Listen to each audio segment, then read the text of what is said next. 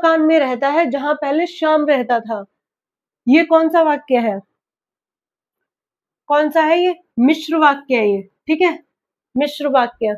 बात करेंगे कि पहले कि जो वाक्य है, वाक्य क्या है, ठीक है, शब्दों का ऐसा समूह जिससे पूरा अर्थ निकलता हो, ठीक है, जिससे पूरा अर्थ निकलता हो, उसे हम क्या कहते हैं? वाक्य कहते हैं। वाक्य कितने प्रकार के होते हैं? 3 प्रकार के होते हैं। कितने प्रकार के होते हैं? 3 प्रकार के होते हैं। पहला सरल वाक्य, ठीक है, दूसरा संयुक्त वाक्य, और तीसरा मिश्र वाक्य। मिश्र वाक्य। अब जो सरल वाक्य है ये क्या है? ठीक है, सरल वाक्य क्या है?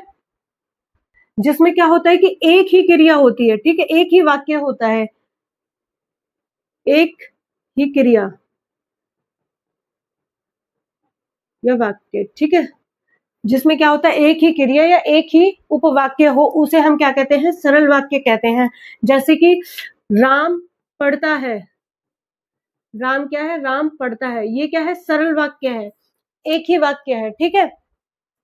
संयुक्त वाक्य में क्या होता है कि दो स्वतंत्र उपवाक्य होते हैं, जिस दोनों अलग अलग वाक्य होते हैं, दो स्वतंत्र वाक्य होते हैं, जैसे कि राम पढ़ता है और श्याम भी पढ़ता है, ठीक है, राम पढ़ता है और श्याम खेलता है, ऐसे, ठीक है। तो इसमें क्या हो गए? दो स्वतंत्र वाक्य हो गए,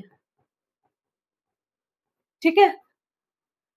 और जो मिश्र वाक्य होता है, मिश्र वाक्य में क्या होता है कि एक मुख्य वाक्य होता है, ठीक है, और दूसरा क्या होता है? उस पे निर्भर वाक्य होता है, ठीक है। एक क्या होता है?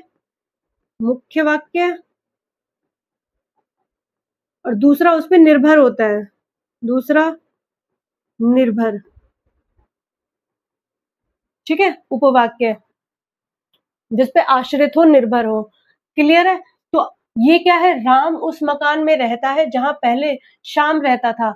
अब जब जहां पहले श्याम रहता था उस मकान में राम रहता है, ठीक है, तो क्या है कि एक तो है मुख्य वाक्य, ये क्या है? मुख्य वाक्य है, ठीक है, और ये क्या है? इस पर डिपेंड कर रहा है, ठीक है। दूसरा निर्भर है पहले पे, उसे हम क्या कहेंगे? मिश्र वाक्य कहेंगे। क्लियर है? अब मिश्र वाक्य की पहचान कैसे हो गई? मिश्र वाक्य की पहचान कैसे होगी? तो जहां भी आपको ये जहां, जो, क्योंकि, यदि,